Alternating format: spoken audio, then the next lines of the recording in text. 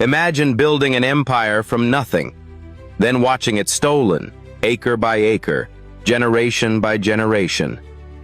This is what happened to 1 million black farmers, and it's the greatest wealth theft in American history you've never heard about. 1865. 4 million people just freed from slavery. What did they want? Land.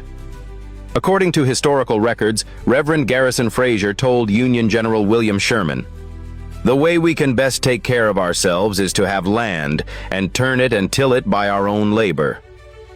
Sherman issued Special Field Order 15, 400,000 acres redistributed to black families, 40 acres and a mule. 40,000 families got land. For 6 months, freedom had an address. Then Andrew Johnson, a white supremacist who'd owned slaves, became president. He reversed Sherman's order before the year ended, took it all back, gave the land to the same Confederate slaveholders who'd just lost the war. According to economic estimates, the value of that stolen promise? $640 billion in today's money. But black families didn't give up. They saved Sunday money, extra wages from weekend work. They bought swampland, arid soil, whatever white landowners didn't want. According to U.S. Census data, by 1910, black farmers owned 15 million acres. Some historians say 16 million. By 1920, nearly 1 million black families operated farms. 14% of all American farms. Think about that. One generation after slavery, black families owned 16 million acres, built an agricultural empire with their bare hands. Then the theft began. Violent white mobs called themselves whitecaps. They beat black landowners at night, threatened murder if they didn't abandon their farms. In 1912, according to historical documentation, white mobs drove over 1,000 black people out of Forsyth County, Georgia, in just 2 months.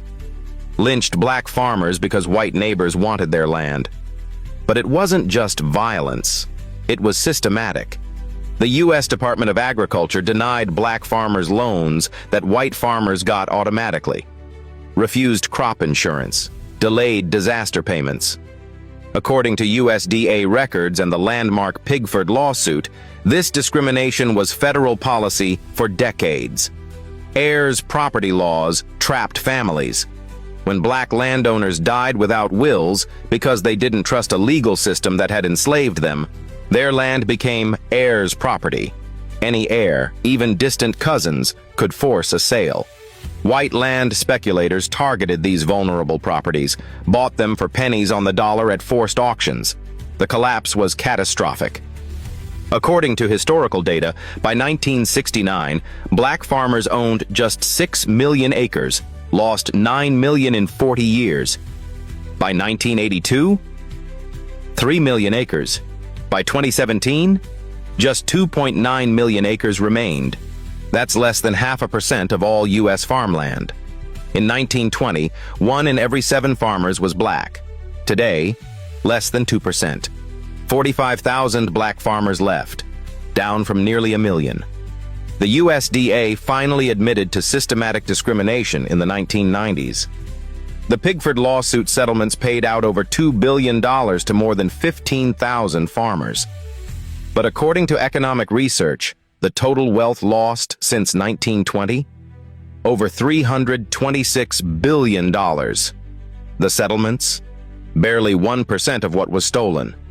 Today, the average black farmer makes under $40,000 annually. White farmers? Over $190,000. Black farmers own 1/4 of the acreage white farmers do. Working land their grandparents bought, fighting to keep what's left. This isn't ancient history. This is generational wealth stolen in living memory. Land that should have been passed down. Opportunity erased. And most people have no idea it happened. If you didn't know black families once owned 16 million acres, comment why you think that is. If this makes you angry, share it.